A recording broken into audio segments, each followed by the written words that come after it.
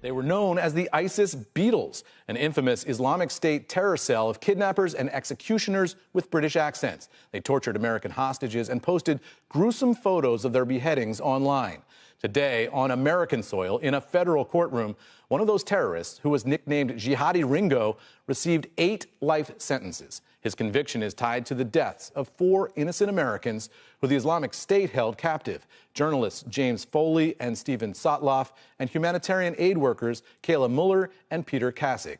The sentencing comes on a darkly symbolic day. It was 8 years ago today that ISIS shocked the world and uploaded a video of James Foley's execution on YouTube.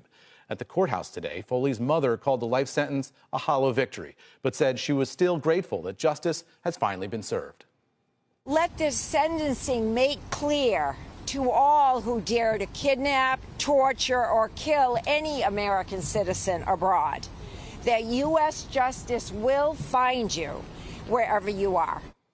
After spreading fear and terror around the world, all of the ISIS Beatles are now dead or locked up behind bars. NBC's Ken Delanian has been tracking this case. Ken, to have an ISIS terrorist like this face American justice, that's a big deal. It is, Eamon. The Justice Department described El-Shami El-Sheikh as the most notorious ISIS member to face a jury trial in the United States. And officials celebrated today's sentence as a demonstration of America's will to hunt down and bring to justice those who torture and kill its citizens. Most of us remember those horrific beheading videos, which became a symbol of the brutality of the ISIS terror group. Prosecutors say the Beatles cell kidnapped and tortured a total of 26 victims, including the 4 Americans they murdered.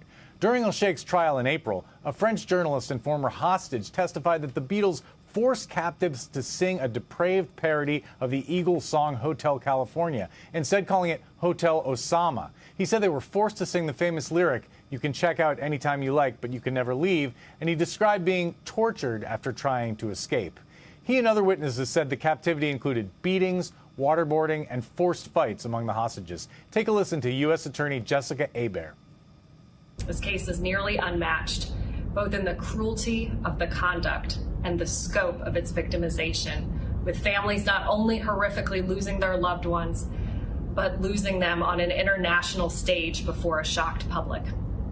However, without the family's commitment, this case never would have made it to our courthouse. Before Judge T.S. Ellis sentenced El-Sheikh to life without the possibility of parole, he called the defendant's actions horrific, barbaric, brutal, and callous. El-Sheikh offered no reaction and declined to make a statement. The Justice Department took the death penalty off the table in this case, Eamon, in order to secure crucial evidence from the British government. But El-Sheikh is likely to serve his life sentence in a supermax prison, where he will spend most of his time alone in a small cell. Eamon?